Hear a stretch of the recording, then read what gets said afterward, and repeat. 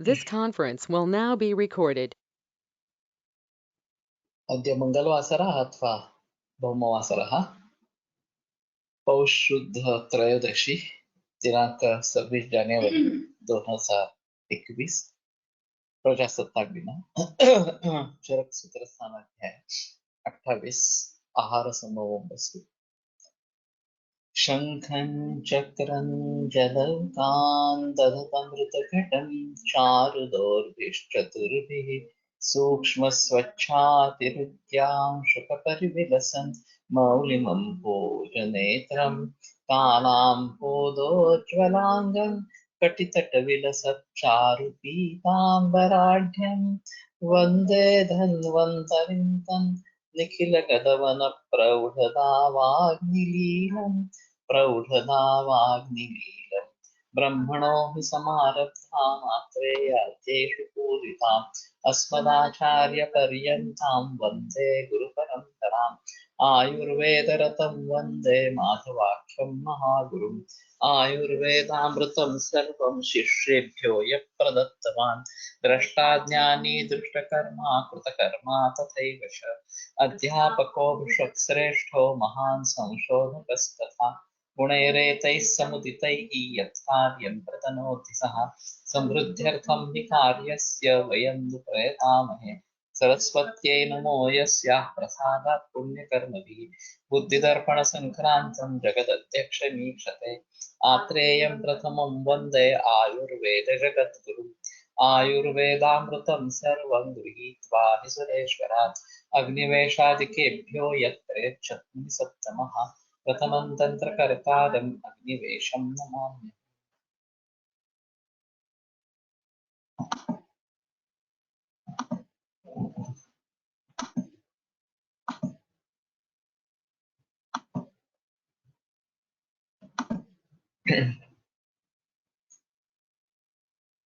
न रागान्नापि अविज्ञानात् आहारान् उपयोगे परीक्षामितमश्नीयात् देहो हि आहारसम्भवः।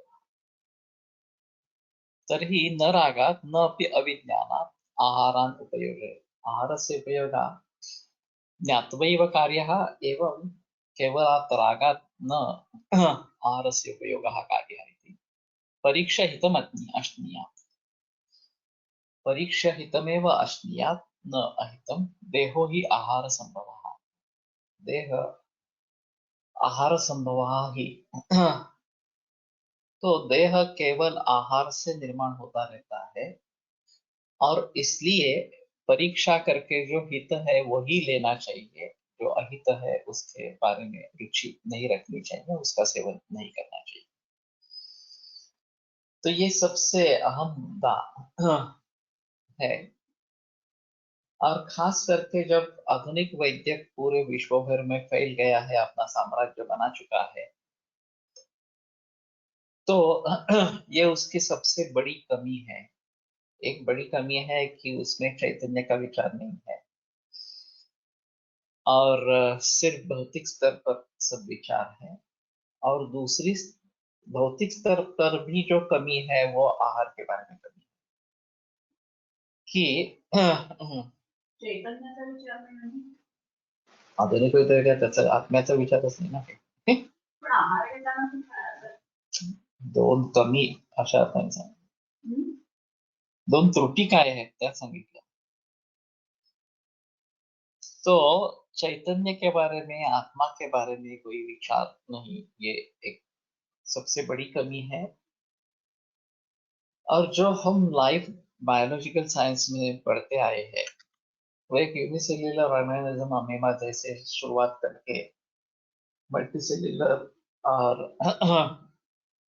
मल्टीसिस्टम इस प्रकार के जो विभिन्न प्राणी वनस्पति वगैरह है, लेकिन कहीं भी मन, आत्मा, अहंकार, बुद्धि इनका संबंध नहीं है। तो ये एक चीज है कि जो आधुनिक वैदिक में नहीं है। और जो भी विचार है वो फिजिकल लेवल पे इस प्रकार का है, लेकिन उसमें भी आपूर्ति नहीं है, पूर्तता नहीं है। उसमें भी आहार से किस प्रकार से परिवर्तन होता रहता है और आहार से शरीर घटक कैसे बनते हैं उसके बारे में कोई जिक्र नहीं है। हमारे यहाँ आयुर्वेद में इसके बारे में काफी जानकारी दी गई है, काफी हद तक बहुत अच्छा विवरण इसका किया गया है। और शरीर में जो भी भाव उत्पन्न होंगे उसका मूल कारण आहार होगा, ये सबसे अहम चीज है। क्योंकि देहो ही आहार संभवः, देह जो है वो आहार से निर्माण होने वाला, बनने वाला इस प्रकार का है। और जैसे मैंने कहा कि मोयले ने कहा करते थे, अंदर डालना आसान है, बाहर निकालना बहुत मुश्किल इस प्रकार का है। तो सोच समझ कर ही अंदर क्या डालना है नहीं डालना है इसके बारे में विचार विमर्श करना है और कदम उठाने हैं। अगर हम कुछ भी इस प्रकार से अंदर डालते रहेंगे तो नतीजा रोग में होने वाला इस प्रकार का है। तो आयुर्वेद की एक खासियत रहेगी कि जठराग्नि के द्वारा पचन के बावजूद भी और उसके बाद भी धात्वग्नि द्वारा पचन, पंचमहाभूतों के अग्नि के द्वारा पचन और कंटिन्यूअस पचन की प्रक्रिया शरीर में चालू ही रहती है। तो मूल आहार इन सभी का कारण बन जाता है। बीच बीच में हिस्से रहते हैं, आहार रस बना, फिर उसके रस पोषक अंश बना या रक्त पोषक अंश बना वगैरह वगैरह इस प्रकार से। लेकिन सभी का मूल आहार इस प्रकार का है। और जो आगे वागे इस प्रकार से बनेंगे वो सबसे अहम इस प्रकार का रहेगा। और दूसरी चीज ऐसी है कि आहार नैसर्गिक नहीं रहा। 50 बरस पहले तक आहार नैसर्गिक था। जब से ये केमिकल पेस्टिसाइड्स फर्टिलाइजर्स इस्तेमाल में आने लगे तो वो सीधे हमारे अन्न में घुस गए। और ये अनैसर्गिक है, ये केमिकल्स है और कोई इसके बारे में बोलता भी नहीं। जब जापान में ब्रेस्ट मिल्क में 700 टाइम्स लेड पाया गया, तो ब्रेस्ट मिल्क में पाया गया इसका मतलब ये है कि कम से कम आहार और आहार से रस धातु और रस धातु का उपधातु स्तन्य इस प्रकार का वहां तक ये पहुंच गया, आगे भी पहुंच सकता है। फिर उसके बारे में काफी रिसर्च हुआ तो पता चला कि ये लेड ऑटो इफ्लुएंस से आ रहा है और उस समय लेडेड पेट्रोल था। हाँ, फिर उसके बारे में खोज हुई और अनलेडेड पेट्रोल बाजार में आ गया। तो अनजाने में भी इस प्रकार से अगर केमिकल्स हमारे शरीर में घुस सकते हैं तो जानबूझकर हम पेस्टिसाइड्स और फर्टिलाइजर्स का प्रयोग कर रहे हैं, वो कितनी मूर्खता, बड़ी मूर्खता है। जो हमारे शरीर का हिस्सा है ही नहीं उस केमिकल्स को हम पेस्टिसाइड्स फर्टिलाइजर्स के जरिए इस्तेमाल में ला रहे हैं। और उसके भी पहले उसका बीज, देसी बीज और हाइब्रिडाइज बीज, ये एक अहम हिस्सा इस प्रकार का रहेगा। लेकिन कहने का तात्पर्य अर्थ ये है कि केमिकल प्रिजर्वेटिव्स वगैरह ये भी उसमें अभी जा रहे हैं, आहार में जा रहे हैं। तो जो आहार ही नहीं है हमारे लिए, वो आहार के रूप में शरीर में घुस रहा है। और देहो ही आहार संभव, उसी के जरिए हमारे धातु वगैरह बनेंगे। तो वहां किस प्रकार के प्रॉब्लम होंगे ये सोचना चाहिए, ये एक अहम चीज रहेगी। और दूसरी बात, रोगों का जो परिणत इस प्रकार का रूप है वो सीधा आहार से जुड़ा हुआ इस प्रकार से। हमारा जो कार्यकारण भाव है आहार रस प्रधान इस प्रकार का है। हर रस का महाभूतों से संबंध है, हर दोषों का महाभूतों से संबंध है। और फिर दोषों की साम्यावस्था आरोग्य है, दोषों की वैषम्य अवस्था रोग इस प्रकार की है। तो इसके जरिए, आहार के जरिए हम सीधे रोग तक पहुंच सकते हैं, खास करके निज विकारों के बाद। आगंतु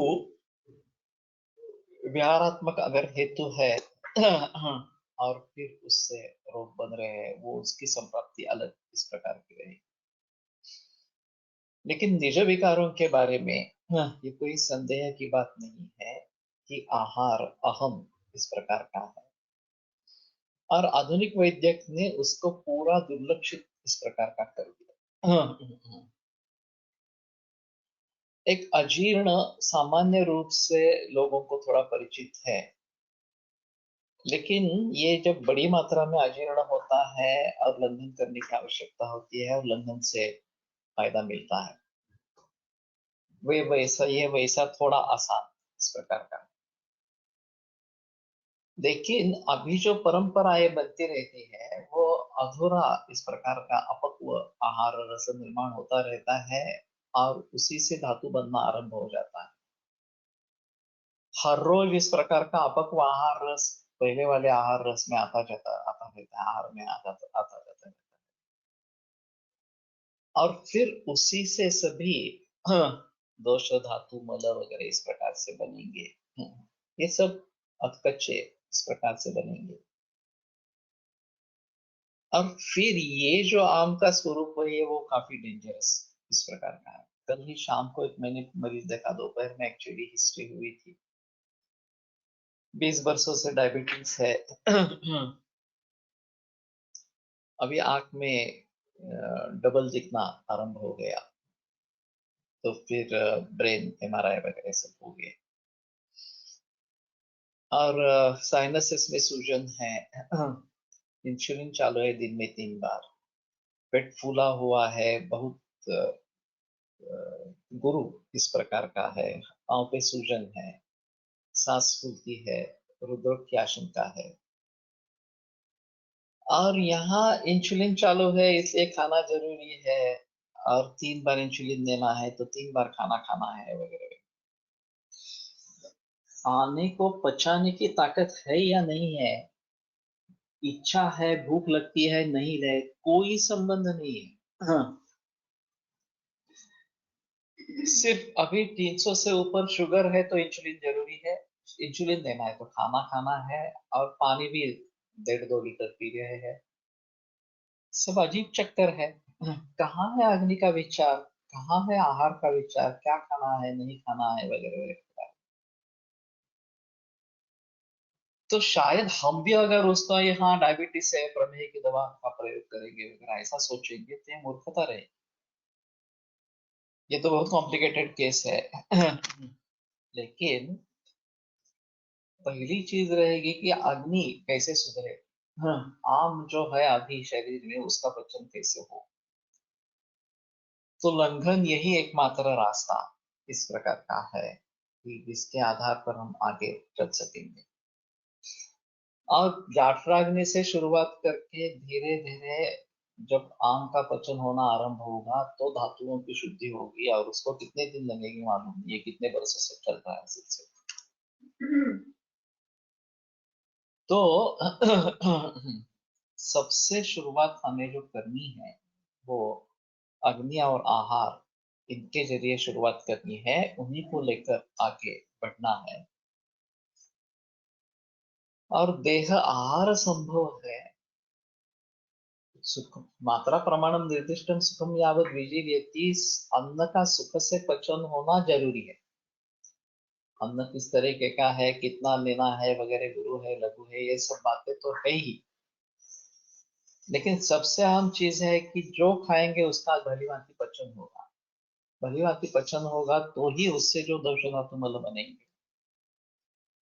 वो पीड़ादायक नहीं बनेंगे, वो स्वास्थ्य को बनाते रहेंगे, और उसमें अगर ये परिवर्तन आ जाता है तो ये रोग का आरंभ करेंगे। तो कहने का तात्पर्य अर्थ ये है कि फिजिकल लेवल पर भी आहार के बारे में कोई जिक्र एलोपैथी में नहीं किया जा रहा,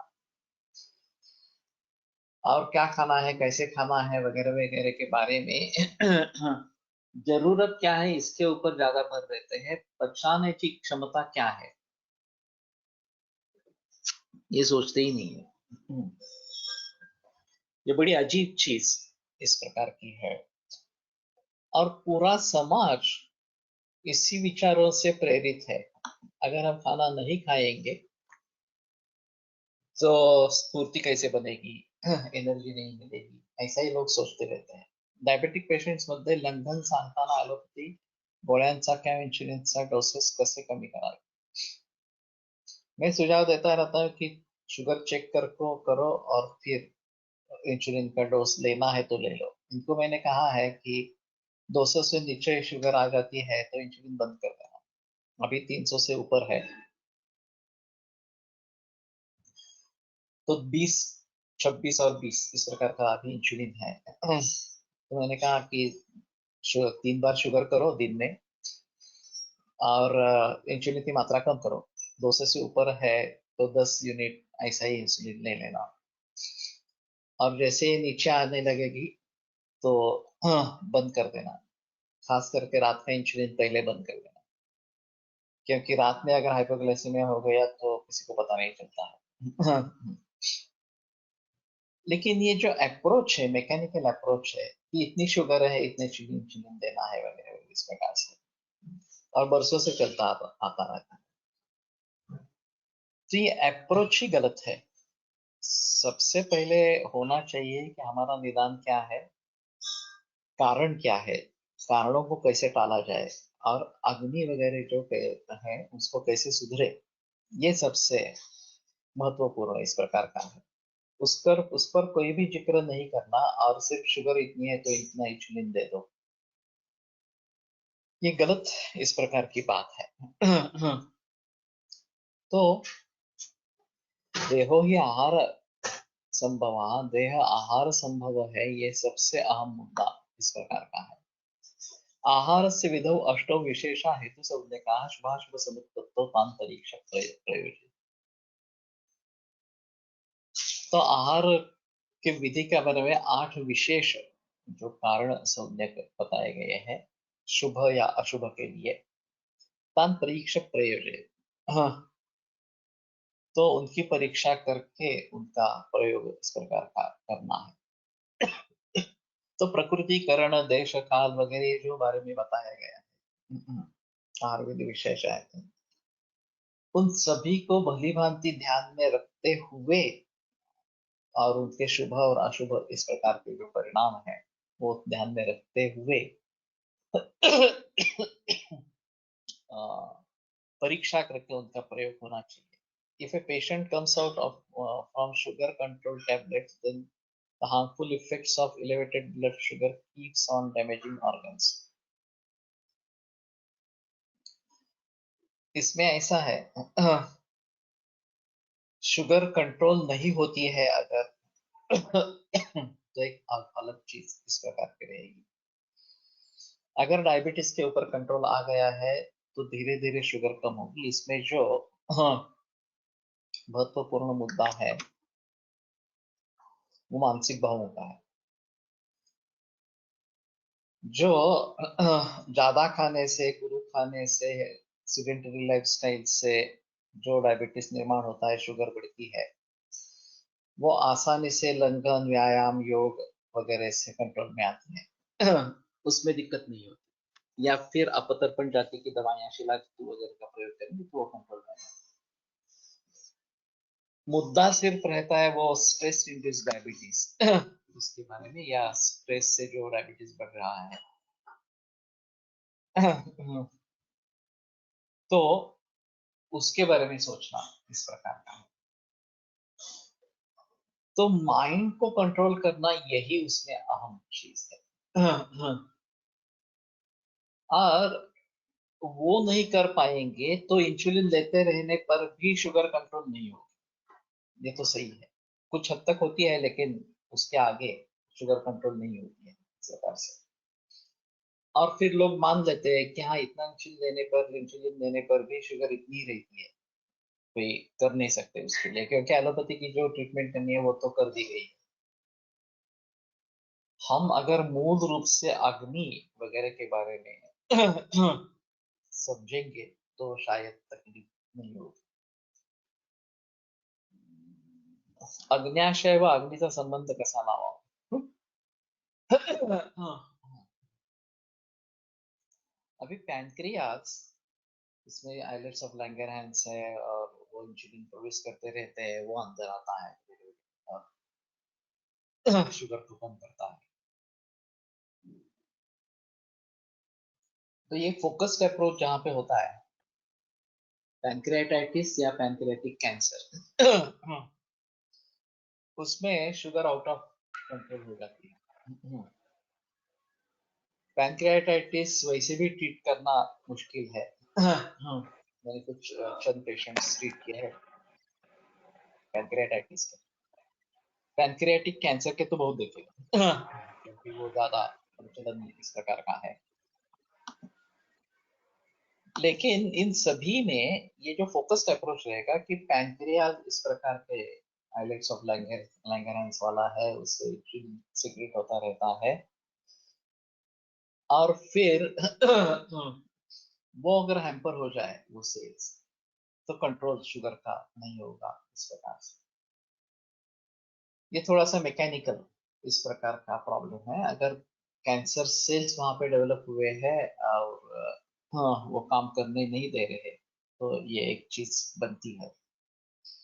उनके बारे में क्या सोचना, ये एक अलग चीज रहेगी। उसमें शायद हम, जब तक हम कैंसर पे कंट्रोल नहीं कर पाएंगे,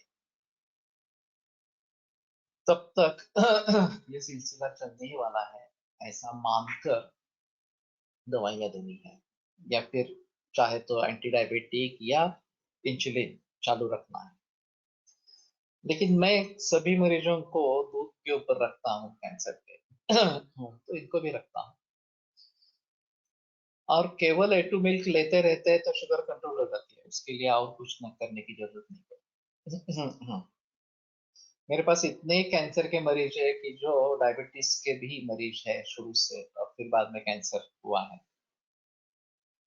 उन सभी में केवल दुग्धाहार पर जब शिफ्ट कर देते हैं, तो शुगर कंट्रोल अपने आप हो जाता है। उसको जिसकी जो दवाइयां हैं वो कम करके बंद कर देते हैं। बाद में जब 2-2.5 लीटर के ऊपर दूध जाना आरंभ होता है, तो थोड़ा थोड़ा चावल या रोटी और फिर मूंग दाल रोटी वगैरह ऐसा शुरू करते हैं, तो वहां फिर से शुगर बढ़ने का खतरा रहता है।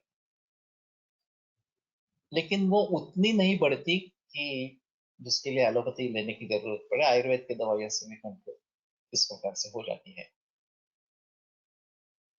तो बहुत ही कम मरीज मुझे ऐसे मिले हैं कि जिनका डायबिटीज आउट ऑफ कंट्रोल हो गया पैंक्रियाटाइटिस या पैंक्रियाटिक कैंसर के जरिए। और शायद ये एलोपैथी की दवाई चालू रखनी पड़ी या डोज कम ज्यादा करना पड़ा होगा इस प्रकार से। बाकी मरीजों में सीडेंटरी लाइफस्टाइल यही अगर कारण है तो ज्यादा दिक्कत वाली बात नहीं है। लाइफस्टाइल चेंज करने से शुगर कंट्रोल हो जाती है और बाकी जो उपद्रव है वो भी कंट्रोल हो जाता है। सिर्फ मुद्दा रहता है स्ट्रेस वाले मरीजों, और ये काफी अहम मुद्दा है। और सौमनस्य, ये जो चाहिए बच्चन के लिए, वो नहीं होता। ये सबसे अहम भूमिका वहां पे है। तो उसको कैसे निर्माण करें, ये देखना पड़ेगा। और योग उसके लिए अच्छा है। अभी फिलहाल योग सूत्र तो पढ़ रहे हैं, और मैं भी समझने की कोशिश कर रहा हूँ। मैत्री का दुग्धता करुणोपेक्षाणाम भावना चित्त प्रसादनम वगैरह वगैरह। Which are the signs and symptoms we have to look for according to our principles? Having blood sugar is elevated, but patient is okay, so that we can advise them not to bother about sugar levels. अगर आप बोलेंगे तो भी लोग मानेंगे नहीं। वैसे बहुत सारे मरीज ऐसे मिलते हैं कि हेपेटाइटिस बी पॉजिटिव है, सिम्टम्स कुछ भी नहीं है, ब्लड प्रेशर है, सिम्टम्स नहीं है, हाइपर शुगर है, सिम्टम्स नहीं है। ऐसे बहुत सारे मरीज मिलते हैं कि जिनमें कुछ भी सिम्टम्स नहीं रहते। अब इस कंडीशन को क्या कहेंगे? ये डिसीज प्रोन कंडीशन हो सकती है। अगर एलोपैथी का विचार सामने रखते हैं तो ये जाकर डिसीज इसमें व्यक्त हो सकता है, इसलिए उसको कंट्रोल करने के लिए दवाइयां देकर ये मीन लेवल पर लाए जाए अगर, तो ठीक रहेगा, ऐसा मतलब प्रवाह एलोपैथी में है। लेकिन ऐसा है कि ये क्यों बढ़े हैं, ये देखना जरूरी है। इसमें कारणों का विचार एलोपैथी में नहीं है। सबसे अहम चीज कि माना कि शुगर लेवल ज्यादा है, माना कि ब्लड प्रेशर ज्यादा है, माना कि थायराइड लेवल ज्यादा है, वगैरह वगैरह, सिम्टम्स कुछ भी नहीं है इस प्रकार से। तो ये अगर एबनॉर्मल है तो क्यों बढ़ गया है, ये देखना जरूरी इस प्रकार का है। कारणों को ढूंढना है, कारणों को टालना है। कारण अगर बंद किए जाएंगे, टाले जाएंगे, हाँ, तो ये अपने आप नॉर्मल आ जाएगा। अब जब कारण ढूंढना आरंभ करते हैं तो कारण तो लाइफ स्टाइल में है। लाइफ स्टाइल को कोई देखता ही नहीं है। हाँ, खाने पीने में है, उसके बारे में कोई जिक्र ही नहीं है इस प्रकार की। हाँ, हाँ, हाँ। तो ये बताना काफी मुश्किल होगा कि कितनी शुगर होने पर भी चिंता मत करो, ऐसा हम कहेंगे। उसके जो उपद्रव है हाइपरग्लाइसेमिया के, चाहे रेटिनोपैथी हो, चाहे नेफ्रोपैथी हो, या और कुछ हो इस प्रकार से,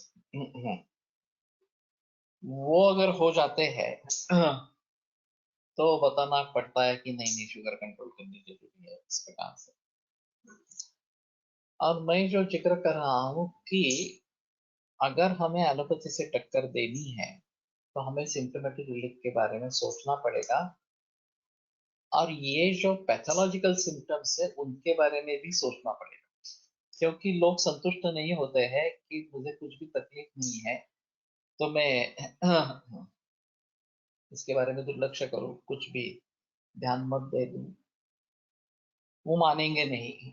और आगे चलकर अगर गंभीर बीमारी हो जाती है तो वो हमें और आयुर्वेद को और अपने को कोसते रहेंगे कि ये मैंने गलत किया, मुझे एलोपैथी का सहारा लेना चाहिए था, वगैरह इस प्रकार से। अब इसमें ऐसा होता है, जो आयुर्वेदिक प्रैक्टिशनर्स हैं, डेडिकेटेड है, उनके ऊपर दुगनी जिम्मेदारी आ जाती है। मैंने पहले भी एक बार इसके बारे में बात की थी कि अगर कुछ भी पॉसिबिलिटी ऐसी है कि एलोपैथी में इसके लिए कुछ सिम्टोमेटिक रिलीफ, जैसे कि इन सिम्टम्स में रिलीफ, गोली वगैरह या बाकी शुगर लेवल हाई है उसके सिम्टम्स में रिलीफ मिलता है तो वो चालू रखे नहीं रखे, या मिलता है तो उसके लिए एडवाइस देना है नहीं देना। To be on safer side हम क्या कर सकते हैं कि हाँ ठीक है, तुम्हें अभी गोली चल रही है ना, वो चलने दो, हमारी दवाइयां शुरू करते हैं। जैसे शुगर लेवल नॉर्मल आने लगेगी तो गोली का डोज कम करते जाएंगे और गोली को छुड़वाएंगे, या इंसुलिन से छुड़वाएंगे। इंसुलिन से तो छूट जाते हैं, उसमें कोई प्रॉब्लम। सेकेंडरी डायबिटीज अगर है, टाइप 2 है, बाद में इंसुलिन शुरू हुआ है तो वो तो छूट सकते हैं। अभी जो फिलहाल डी फ्लोर का जो चल रहा है चक्कर उससे इंसुलिन डिपेंडेंट या जुवेनाइल डायबिटीज भी बाहर आ रहे हैं। ये भी एक अजीब चीज है। ये अच्छा है नहीं है, ये अलग बात इस प्रकार के लिए। लेकिन शुगर कंट्रोल हो गई, ये बड़ा एहसास होता है, ये बड़ा रिलीफ होता है पेशेंट के लिए, और वो भी शुगर और कम करने में सहायक इस प्रकार का होता है। तो किसी भी बारे में अगर हम सिम्टोमेटिक रिलीफ दे देंगे, प्रेशर ब्लड प्रेशर है, सिम्टम्स नहीं है, दवाइयां दे दी, ब्लड प्रेशर कम हो गया, तो मरीज खुश हो जाता है। बहुत बढ़िया दवा है, मेरा ब्लड प्रेशर कंट्रोल हो गया है इस प्रकार से। तो अभी स्ट्रेटेजिकली एलोपैथी ने पैरामीटर्स ऐसे निर्माण किए हैं, निकष इस प्रकार से निर्माण किए हैं कि जो उनकी दवाइयों से कंट्रोल में आ सकते हैं, चाहे वो ब्लड प्रेशर की बात हो, चाहे शुगर की बात हो, चाहे थायराइड की बात हो या कोलेस्ट्रॉल की बात, कि पैरामीटर्स इस प्रकार से सेट किए गए हैं कि देखो ये इतना अगर है ब्लड में तो नॉर्मल है, उससे आगे बढ़ गया तो एबनॉर्मल हो गया, इस प्रकार से, और ये दवा ले लो तुम्हारा नॉर्मल हो जाएगा। बस मरीज भी खुश, फार्मेसी भी खुश। इस कारणों को ढूंढना नहीं है, करना नहीं है, कुछ भी करना नहीं है, चलते ही रहना है। और जब तक जीवित है तब तक ये करते रहो। तो ये तरीका ही नहीं है। संक्षेपत क्रिया एवं निदान परिवर्जन ये पहला चिकित्सा सूत्र है। ये निदान परिवर्जन ये पहले आवश्यक है। मैं एक कार का उदाहरण देता रहता था कि अगर हम कार चला रहे हैं और हमें रुकना है तो हम क्या करते हैं? तो मुलाकात मेरी चल रही थी, तो मुलाकात कर्ता ने उत्तर दिया कि हम ब्रेक लगाएंगे। हाँ, मैंने कहा नहीं, हम पहले ब्रेक नहीं लगाते। हाँ, पहले हम क्या करते हैं? हाँ, तो लोअर गियर में आ जाते। अभी पांचवें गियर में कार चला रहे हैं तो चौथे, तीसरे, दूसरे, इस प्रकार के गियर में आ जाएंगे। और उससे भी पहले एक्सीलेटर का पाँव निकालेंगे। जो एक्सीलेटर पर पाँव है जिससे गति बढ़ रही है उसको पहले रोकना है। तो पहले क्या है? एक्सेलरेशन कम करना, फिर ऑटो क्लच है या क्लच दबाना है, उसके जरिए गियर चेंज करना, लोअर गियर में आ जाना, और फिर अल्टीमेटली ब्रेक लगाना, इस प्रकार से। तो पहली शुरुआत क्या होगी कि जिससे एक्सेलरेशन मिल रहा है वो बंद कर देना। जिन कारणों से रोग बढ़ रहा है, रोग टिका हुआ है शरीर में, उन कारणों को दूर करना, ये सबसे अहम इस प्रकार की चीज है। और फिर लोअर गियर में आ जाना, लाइफस्टाइल चेंज करना, खाने पीने की आदतें बदलना, इस प्रकार से। जो हम बुरा कर रहे थे, दही खा रहे थे, रात में देरी से खा रहे थे, देरी से सो रहे थे, देरी से उठ रहे थे, ये सब चीजें बंद करवा और पॉजिटिव आरंभ करो कि योग शुरू करेंगे, व्यायाम शुरू करेंगे, वगैरह वगैरह, ऑर्गेनिक ही खाएंगे, वगैरह वगैरह, इस प्रकार से। तो ऐसा करेंगे तो बराबर ट्रीटमेंट रहेगी। वो अल्टीमेट ब्रेक लगाना है, और फिर उसके बाद में औषधियों का प्रयोग। ये सब करने के बाद दवाइयां देंगे तो तुरंत रिलीफ मिलेगा, आराम मिलेगा। कृषक प्रमेय रुग्णांमध्ये विचार कसा करा अशी योजना. अगर अग्नि अच्छा है तो संतर्पण ही करना है। तो महेश संतर्पणमेव कार्यम ऊर्ध्वंतस्थमलेपनीते महेश संतर्पणमेव कार्यम, ये बहुत अहम चीज है। और लोग घबरा जाते हैं संतर्पण करवाने के लिए, लेकिन ऐसी चीज नहीं है। अगर अपतर्पणोत्थ विकार है तो संतर्पण ही करना है, लेकिन अग्नि अच्छा होना है। अगर अग्नि अच्छा नहीं है तो शुरुआत लंदन से ही करनी पड़ेगी, अग्नि बढ़ाना पड़ेगा, और फिर बाद में संतर्पण करना पड़ेगा। कैन वी थिंक ऑफ कृमि इन डीएम केसेस? कृमि का विचार कहीं भी हो सकता है, केवल डीएम केसेस में ही होगा, ऐसा नहीं है। और अगर ऐसा है तो कृमि की चिकित्सा करनी पड़ेगी, उसमें कोई संदेह इस प्रकार का नहीं है। तो कहने का तात्पर्य अर्थ ये है कि अगर हम भी उसी प्रकार के एलोपैथी के जरिए सोचने लगेंगे कि ये सिम्टम है, उसके लिए मैं दवा दे देता हूँ, तो ये अधूरा विचार है। वो सिम्टम निर्माण क्यों हुआ, संप्राप्ति किस तरीके की है, कारण क्या क्या है, उन सभी बातों को देखकर, कारणों को टालकर संप्राप्ति बंद करने वाली दवाइयां जो उस लक्षण के लिए कारीगर हो, इस प्रकार से देना, ये आयुर्वेद के अनुसार अपेक्षित है। और ये काफी मुश्किल है। मैं मानता हूँ आयुर्वेद की प्रैक्टिस सिंपल नहीं है, आयुर्वेद की प्रैक्टिस काफी कॉम्प्लिकेटेड इस प्रकार की है, लेकिन सभी केसेस इतने कॉम्प्लिकेटेड नहीं होते। अब मेरी प्रैक्टिस में सभी कॉम्प्लिकेटेड केसेस ही है, वो अलग चीज है, लेकिन बाकी लोगों के प्रैक्टिस में इतने कॉम्प्लिकेटेड केसेस इस प्रकार के नहीं रहते हैं, तो मार्ग ढूंढ सकते हैं कि इसमें क्या करना है, कैसे करना है, वगैरह वगैरह इस प्रकार से। तो आहार विधि विशेष आयतन जो बताए गए हैं उनको भली भांति समझ ले, शुभाशुभ समुत्पत्ति के बारे में, और फिर प्रॉपर परीक्षा करके उनका प्रयोग, आहार विधि विशेष आयतन का प्रयोग करना है। ये सबसे अहम इस प्रकार की चीज रहेगी। मैं समझता हूँ कि स्वस्थ वृत्त के लोगों को काफी काम करने की जरूरत है। अभी के हालत में स्वास्थ्य कैसे बना रहे, इसके बारे में लोगों में जन जागरण करना बहुत आवश्यक है। एलोपैथी में जो प्रिवेंटिव मेडिसिन है वो तो अटका है वैक्सीनेशन में, या फिर ज्यादा से ज्यादा सैनिटेशन और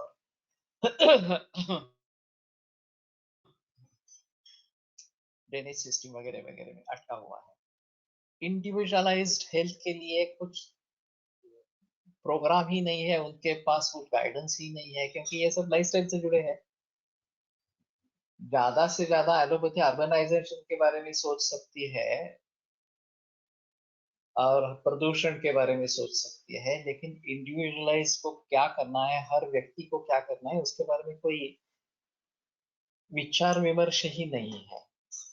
तो ये आयुर्वेद की खासियत होगी कि स्वस्थ वृत्त का प्रचार प्रसार जितनी अधिक मात्रा में हो जाए, व्यायाम योग का प्रचार जितनी अधिक मात्रा में हो जाए, लोग करते रहेंगे ये सब चीजें,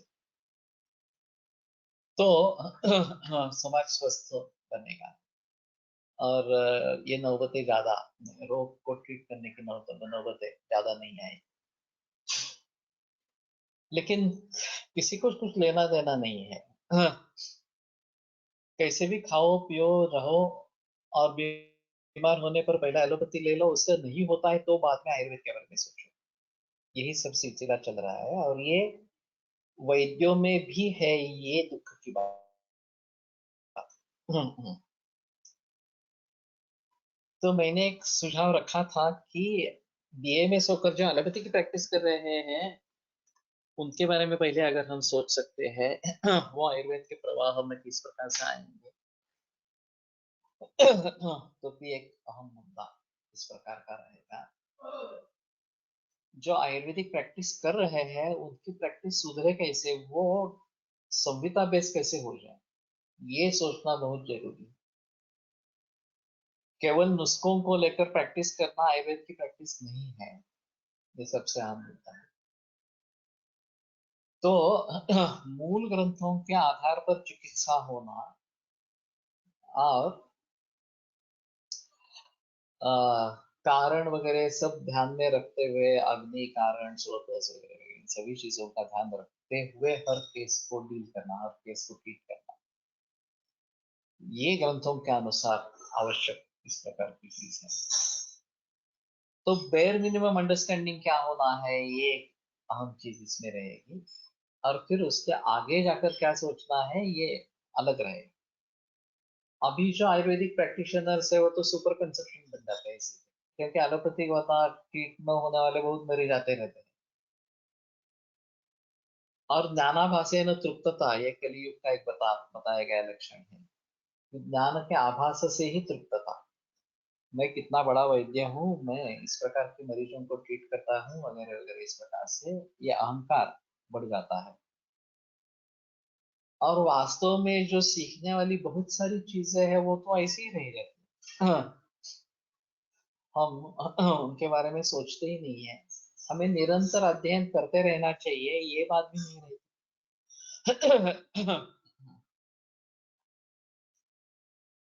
तो सबसे अहम मुद्दा है कि हम ये पढ़ते रहे, प्रैक्टिस में लाते रहे, और मूल रूप से सब चीजें देखते रहे। इन chronic DM patient Medakshaya is seen, they become crucial how to think about treatment in this.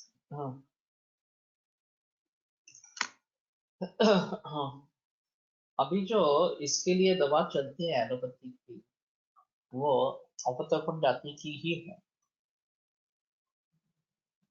और वैसे भी स्ट्रेस वगैरह चीजें रहती है तो उससे भी अपतर्पण होता है, शारीरिक मानसिक सभी तरीके से।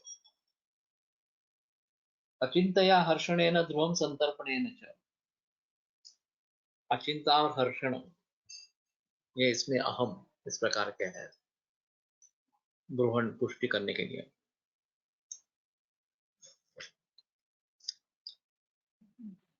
इसमें सभी में अग्नि का विचार अहम रहता है।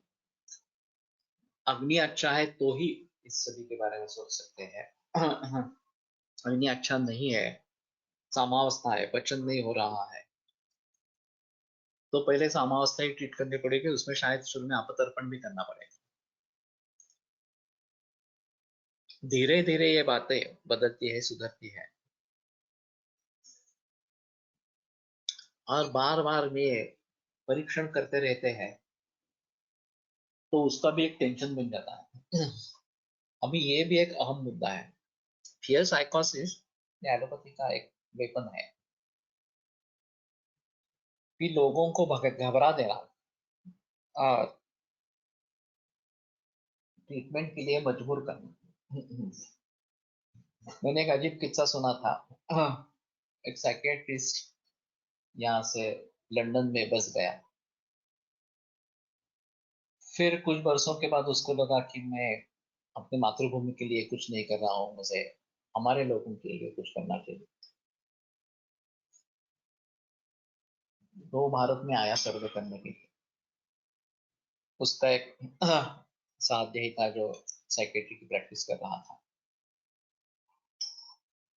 तो वो उसको जाकर मिला, तो उसने बोला एक काम करो, तुम मेरे साथ पूरे दिन भर रहो और एक्सपीरियंस ले लो मैं क्या क्या करता हूँ। कहाँ गए थे? साइकेट्रिक प्रैक्टिस सिर्फ शाम को अपने कंसल्टिंग रूम में थी। दिन भर वो विभिन्न अस्पताल में घूमता रहता, मरीजों को देखता, सलाह देता। शाम को वो जब अपने क्लिनिक में पहुंचा तो सिजोफ्रेनिया की एक नई केस आई थी। फैमिली डॉक्टर उसके साथ में था। फिर फैमिली डॉक्टर पहले अंदर आया। उसने कहा कि ये केस मैं तुम्हें सौंप दे रहा हूँ, तो जो कट देना था कंसल्टिंग में से 60% ऐसा कुछ कट था, वो डॉक्टर ने दे दिया उसको। फिर आगे फैमिली डॉक्टर ने बोला कि ऐसा है, अब मेरा धंधा तो बंद हो जाएगा, तुम उसको कहना कि तुम्हारा बीपी थोड़ा हाई रहता है, तो हफ्ते में 1-2 बार फैमिली डॉक्टर से बीपी चेक करवाओ, तो वो मेरे पास आता रहेगा। ये सुनने पर उस यूके के साइकियाट्रिस्ट ने फैसला कर लिया कि मैं भारत में नहीं आऊंगा, मैं जहाँ हूँ वहां भी अच्छा हूँ। इस प्रकार से तो कट देना यहाँ तक तो एक बार समझ सकते हैं, लेकिन निष्कारण इस प्रकार से तुम्हें बीपी की शिकायत है ऐसा कहना और फैमिली डॉक्टर के लिए एक सोर्स उपलब्ध करा देना मनी का, ये अजीब बात है। अभी कट प्रैक्टिस इतनी कॉमन हो गई है कि किसी को उसके बारे में सोचने की जरूरत ही नहीं है। हाँ, होता है इस वक्त, दोनों की जरूरत है। और इसलिए ये सिलसिला चलता रहता है, लेकिन अनएथिकल प्रैक्टिस कहाँ तक जाए ये बता नहीं सकते इस प्रकार से। हाँ हाँ। अभी कारपोरेट अस्पताल है और डॉक्टर्स को टारगेट है कि हर महीने कम से कम 4 लाख रुपए रुपए तुम्हें कमानी ही है हॉस्पिटल की। तुम्हारे मरीज का बिल कम से कम 4 लाख होना ही है। चाहे इन्वेस्टिगेशन प्रिस्क्राइब करो, चाहे अननेसेसरी ऑपरेशन करवा दो, कुछ भी करो, लेकिन तुम्हारा हर मरीज का बिल 4 लाख होना ही है इस प्रकार से, या पूरा बिल मिलकर 4 लाख होना ही है। अगर नहीं है तो डॉक्टर निकाला जाएगा। अगर ऐसी स्थिति है, अनएथिकल प्रैक्टिसेस इतनी बढ़ गई है, तो हम कैसे इसके बारे में सोचेंगे, कैसे इससे बाहर आने की कोशिश करेंगे। तो मानव स्वभाव ये सबसे अहम है, और उसके बारे में कैसे सोचेंगे, कैसे निकलेंगे, ये काफी मुश्किल है। अगर परिस्थिति बदलती है तो मानव स्वभाव अपने आप कम हो जाता है, लेकिन अगर परिस्थिति बदलने वाली नहीं है तो कैसे करें। तो ये काफी मुश्किल मुद्दा इस प्रकार का है, और उस बारे में प्रयास करते रहना यही रहेगा। वैसे में एलोपैथी में भी ट्रीट नहीं होते हैं, क्योंकि वही कारण है। अगर कारण नहीं बदलेगा तो कार्य होता ही रहेगा, कारण चालू रहेगा तो कार्य होता ही रहेगा। परिहार्याणि अपथ्यानि सदा परिहरन् नरः भवन्ति अनृणतां प्राप्तः साधूनां इह पंडितः। तो जो परिहार्य इस प्रकार का आपत्ति है, जो टाल सकते हैं, सदा परिहरन, उनको सदा के लिए दूर रखकर भगवत अनृणतां प्राप्तः, अनृण इस प्रकार का हो जाएगा। कर्जा जैसे कि चुका दिया है उसने। साधु नाम यह पंडित।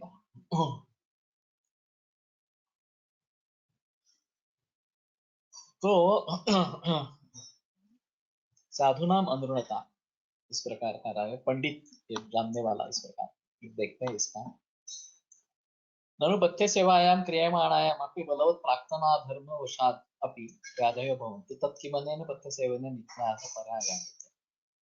अनुरणतामिव प्राप्तः अनुरणतां प्राप्तः एतेन परिहार्य परिहारेण पुरुषकार्य अनपराधः पुरुषः भवति इति दर्शयति। यस्तु दैवागतस्तस्य वादी तत्र साधवो नैवं पथ्यसेविनं गर्हयन्ति।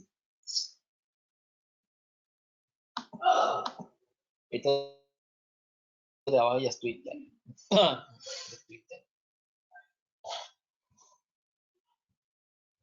तो इस प्रकार के जो परिहार्य अपत्य है, वो अगर आदमी छोड़ दे, उसका परिहार करे, तो फिर उसको दोष नहीं रहेगा। लेकिन मेरे हाथ में जो है वो भी नहीं मैं कर रहा हूं, और फिर अपने आप को कोसता रहता हूं, तो वो गलत चीज। कि मेरे हाथ में अपत्य टालना ये है, तो वो उसको टालते रहेंगे। जो पथ्य सेवन करना है उसके बारे में सोचते रहेंगे, पथ्य सेवन करते रहेंगे। अगर यत्तु रोग समुत्थानम अशक्यम यह केनचित परिहर, जो रोग समुत्थान टालना मुश्किल है। रमण महर्षि को भी अंत में कैंसर हुआ, स्वामी विवेकानंद के गुरु रामकृष्ण परमहंस को भी अंत में कैंसर हुआ।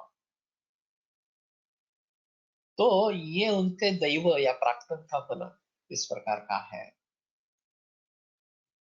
तो इस प्रकार का अगर रोग समुत्थान है जो टाल नहीं सकते हैं, तो न तत्प्राप्य शोचितव्य मनीषी। तो जो विद्वान आदमी है उसके बारे में उसको शोक नहीं करना। रामकृष्ण परमहंस के बारे में एक कथा कानूसर ने बताई थी कि उनको गले का कैंसर हुआ था। अब निकलना वगैरह काफी मुश्किल इस प्रकार का हो गया था। तो उनके शिष्यों ने उनसे दरखास्त दी कि अब काली माता के इतने अच्छे भक्त है, काली माता सब दुखों का संहार करने वाली है, तो आप काली माता को क्यों नहीं एक बार आर्जव करते कि मुझे इससे छुटकारा पाओ, छुड़वाओ इस प्रकार से। तो उन्होंने काली माता का स्मरण किया और वो रोने लगी। तो शिष्य ने पूछा कि क्या हुआ? तो बोले काली माता ऐसी बोली कि तुम्हारे इतने सब शिष्य खा रहे हैं, तो क्या तुम्हें उसका समाधान नहीं है? तुम्हें क्या खाने का समाधान चाहिए? तुम्हारा खाना तो हो रहा है, इतने सारे शिष्य खा रहे हैं, इतना सारा समाज खा रहा है, तो तुम्हें क्या, तुम खा नहीं सकते, इसे लेना देना है इस वजह से। लोके विततमात्मानं लोकम चात्मनि पश्यतः परावरदुषो लोके सत्या बुद्धि प्रवर्तते। क्या चीज है? अगर मैं ही लोक हूं या मुझ में ही सब लोग समा हुआ है, तो ये संकुचित विचार नहीं करना है। लेकिन ये परमहंस के बारे में हो सकता है, हम आम आदमियों के बारे में मुश्किल है इसको मान लेना इस प्रकार से। ऐसी ही दूसरी भी कथा है एक उनकी, वो आनंद से खेल कूद रहे थे और नीचे हरियाली थी, और फिर वो अचानक रोने लगे। समझ में नहीं आया। तो जब होश में आए तो उन्होंने बताया कि मैं नाचते नाचते वो तृण बन गया नीचे वाला, और फिर मुझे बहुत पीड़ा हो गई कि कोई आदमी मुझ पर इस प्रकार का खेल कूद रहा है, और मैं रोने लगा। अब हम कहाँ एक रूप होते हैं इस प्रकार से दूसरे किसी व्यक्ति के साथ? व्यक्ति, ये तो तृण वगैरह की बात छोड़ो, व्यक्ति के साथ भी इस प्रकार से अगर एक रूप हो सकेंगे तो एक अलग चीज इस प्रकार की रहे। पराराधन पंडित ये जो बात बताई गई है, हम्म, जनस्याशयम आदक्ष यो यथा परितुष्यति तं तथैवानुवर्तते,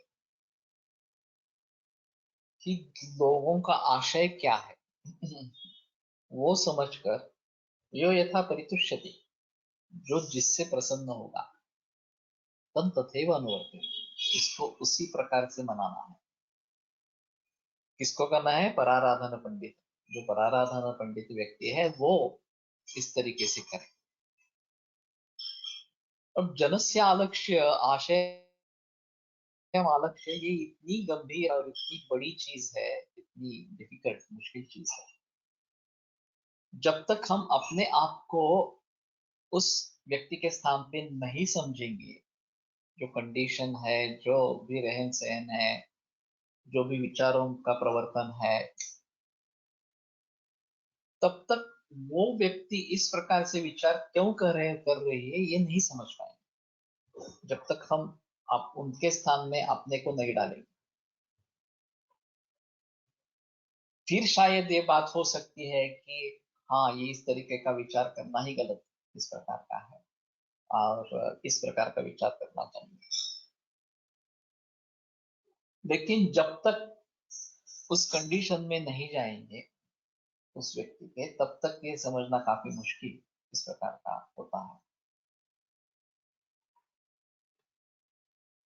तो विचार कैसे बदले, ये सबसे अहम मुद्दा है। काफी लोगों ने इसके बारे में प्रयास किए हैं। How to stop worrying and start thinking, ये एक किताब फेमस है इसके बारे में। तो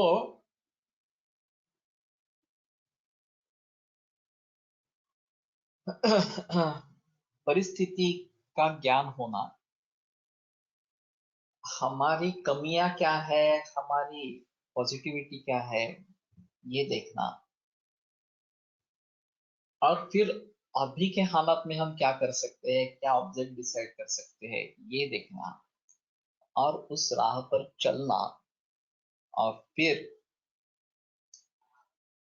जब पॉजिटिव रिजल्ट्स आने लगेंगे तो हमें और मार्ग अच्छे तरीके से दिखाई देंगे।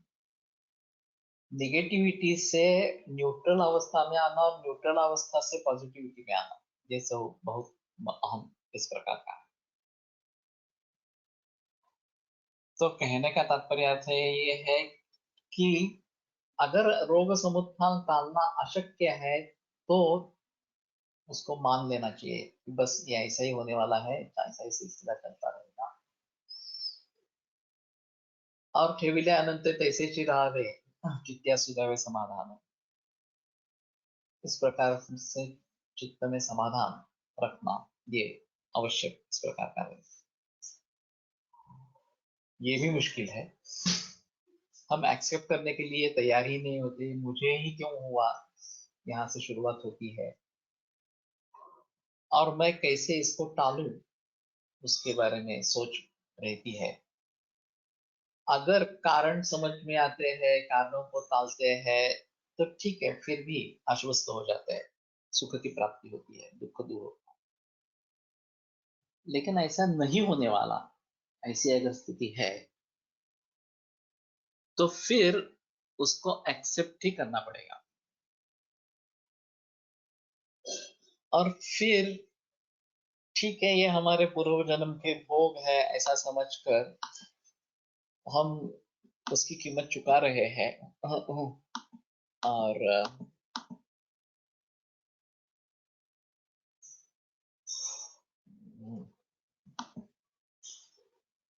उसकी कीमत चुका रहे हैं, ये अगर हम समझ पाएंगे तो दुख नहीं होगा कम से कम। तो ठीक है, हाउ टू ब्रिंग इन सोमनस्य। ये कोई टैबलेट नहीं है।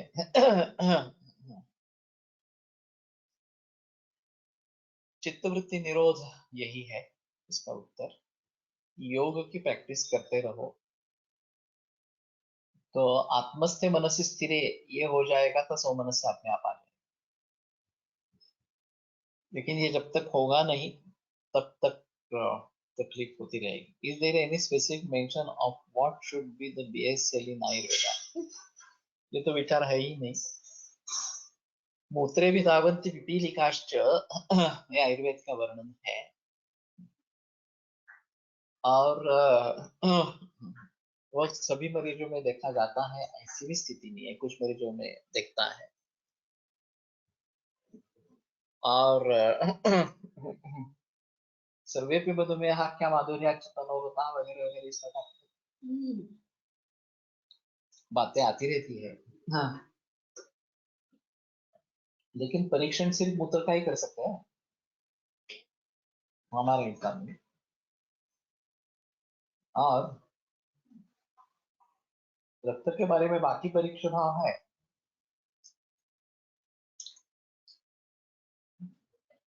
it means that there is no relevance of increased BSE in Ayurveda.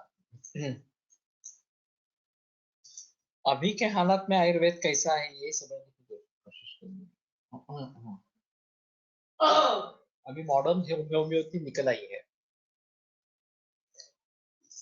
खास करके कैंसर के बारे में सोचने के लिए। उसी प्रकार से मॉडर्न आयुर्वेद या इस समय का आयुर्वेद, इसके बारे में सोचना पड़ेगा। मूत्र परीक्षण was only possible in that era, therefore they didn't mention BSL. That is what modern Ayurvedic scientists say.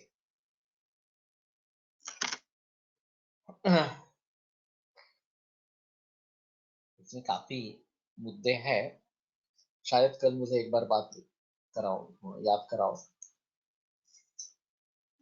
Integrated approach करना है, नहीं करना है तो कैसे करना है, ये सभी सोचने की बातें हैं। Can raised urine sugar indicate मधुमेह प्रमेह?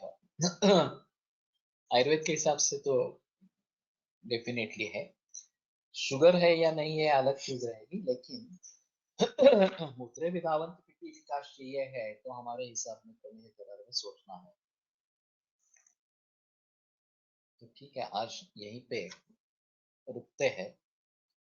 If there would have been blood sugar testing method, then they would have mentioned basal elevation. अभी इसके बारे में बहस करना मुश्किल इस प्रकार का है।